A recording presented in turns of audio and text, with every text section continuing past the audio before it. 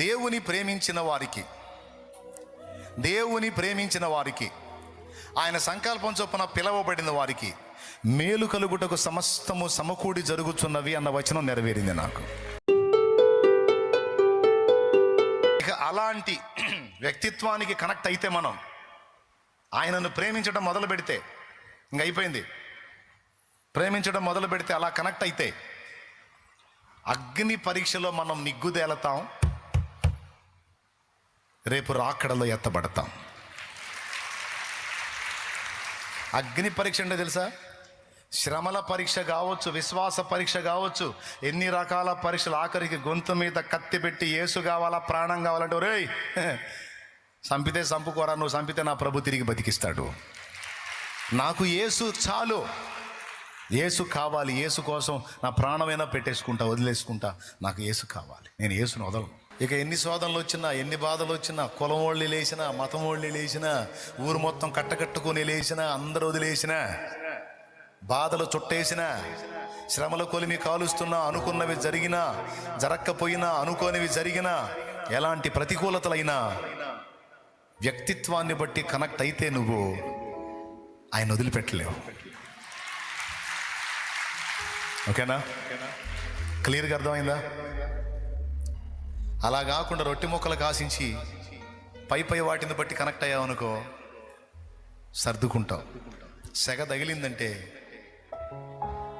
తగరపు కాగితం ముడుచుకుపోయినట్టు అయిపోయింది నీ భక్తి. సెగ తగలంగానే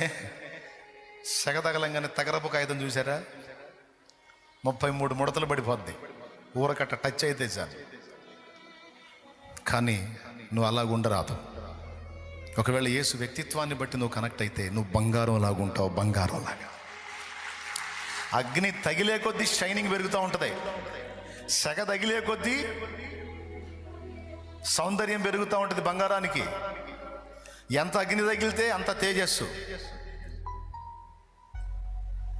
మన విశ్వాసం బంగారం లాగా ఉండాలంటే మనం యేసయ్యను దేన్ని బట్టి ప్రేమించాలి?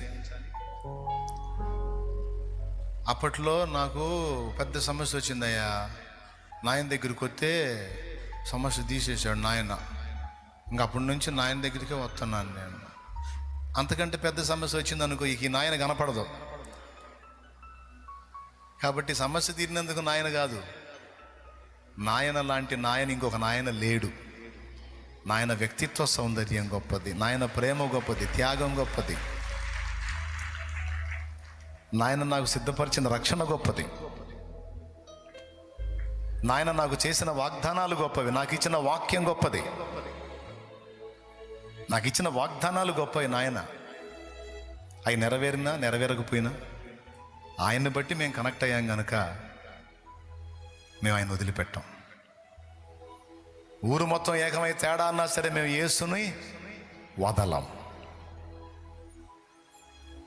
ఎందుకంటే చెప్తున్నా, అది కూడా చెప్తున్నా, నిన్ను దేవుడు పరీక్షలోకి తీసుకొస్తాడు, శోధనలోకి తీసుకొస్తాడు. నన్ను కూడా తెచ్చాడు. ఫస్ట్ నేను యేసుప్రభు సమస్యలను బట్టి నేను వెళ్ళినప్పుడు దేవుడు అద్భుతం చేసి సమస్యలను తీర్చాడు, ఊరట కలిగించాడు, ధైర్యాన్ని ఇచ్చాడు, ఆదరణనిచ్చాడు, బంధకాల్లోంచి విడుదలిచ్చాడు, స్వాంతననిచ్చాడు. తర్వాత దేవునికి కనెక్ట్ అయింది నా మనసు, ఆయన వ్యక్తిత్వాన్ని బట్టి కనెక్ట్ అయిందా లేదా, వీడు దేన్ని బట్టి కనెక్ట్ అయ్యాడు అని మళ్ళా శోధనలోకి తీసుకెళ్ళాడు. ఎలాంటి పరీక్షలు అంటే, మళ్ళీ ఫస్ట్ ఆల్రెడీ చిన్నప్పటి నుంచి శోధనలో నలుగుతున్నాం కదా, ప్రభు దగ్గరికి వచ్చినాక పరిష్కారం దొరికింది, అమ్మయ్య ఫ్రీ అయింది మనకి అనుకున్నాం. తర్వాత కొద్ది కాలం అలా ఫ్రీ కానిచ్చి మళ్ళా తీసుకెళ్ళాడు ఆటిల్లోకి. అంటే రొట్టె ముక్కల్ని కనెక్ట్ అయ్యాడా వీడు, లేకపోతే నన్నుగా ప్రేమిస్తున్నాడా, అసలు వీడి లవ్ ఏందో చూద్దాం అని మళ్ళా తీసుకెళ్ళాడు సుడిగుండంలోకి, మళ్ళా తీసుకెళ్ళాడు అగ్నిలోకి. మీలో కొంతమంది అలాగా ఇప్పుడు అనుభవిస్తుండొచ్చు. దేవుణ్ణి ఎరిగిన తొలి దినాల్లో కొన్ని కార్యాలు జరిగి ఉండొచ్చు, అమ్మయ్య నువ్వు అనుకుంటుండగానే మళ్ళీ సమస్యల వలయం స్టార్ట్ అయి ఉండొచ్చు. ఇప్పుడు నువ్వు ఆ శోధనల పర్వంలోనే ఉండి ఉండొచ్చు. నేను చెప్తున్నా, నాకు తప్పదు, నీకు తప్పదు అది. మరి నువ్వు అసలు దేనికి కనెక్ట్ అయ్యావో తెలుసుకోవాలి. ఆయన దేవుని కృపను బట్టి నాకు తెలియకుండా నా మనసు ఆయన కనెక్ట్ అయింది, ఆయన వ్యక్తిత్వాన్ని కనెక్ట్ అయింది. చివరికి ఎలాంటి పరిస్థితి వచ్చిందంటే, ఇంకా నిన్ను వదిలి నేను ఉండలేను ప్రభువా అన్న కాడికి వచ్చింది. నువ్వు చెయ్యకపో, కాపాడుపో, విడిపించకపో, నిన్ను వదిలి నేను బతకలేను ప్రభువా, నా వల్ల కాదు, నన్ను అంత ఆకర్షించావు నువ్వు, నిన్ను వదిలి ఉండలేను అని బాధల్లో నలుగుతా కూడా ఆయన దగ్గరికే పోతున్నా, ఏడుస్తా కూడా ఆయన దగ్గరికే, శ్రమ కొలిమిలో కూడా ఆయన దగ్గరికే. ఆఖరికి బతుకు సత్యపోయిద్ది అని అనిపించినా కూడా ఆయన దగ్గరికి పోయి ఆ మాట అడుగుతున్నా, చంపేయని.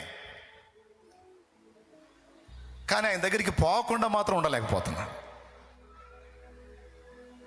అప్పుడు నాకు అర్థమైంది, నాకు తెలియకుండానే నా హృదయం ఆయనకి కనెక్ట్ అయిపోయింది. శ్రమల కొలిమిలో కాలినా కూడా వదలకుండా యేసుని హత్తుకొని ఉన్నందున ఇక ఆ తర్వాత దేవుడు తన కార్యాలు వరుసగా జరిగించడం మొదలుపెట్టాడు. అంటే డిసైడ్ చేసుకున్నాడు. నేను అనుకుంటున్నా, రైట్, వీడు రొట్టె ముక్కల కోసం కాదు, వాటిని బట్టి కాదు, శ్రమ కొలిమిలో కూడా వీడు నన్ను హత్తుకొని ఉన్నాడు గనుక ఇక వీడికి కార్యాలు చేయాలి అని ఇక పిడికిలి విప్పి సాయం చేయటం మొదలుపెట్టాడు. ఇక ఎట్లా వచ్చినాయి అంటే, దేవుని ప్రేమించిన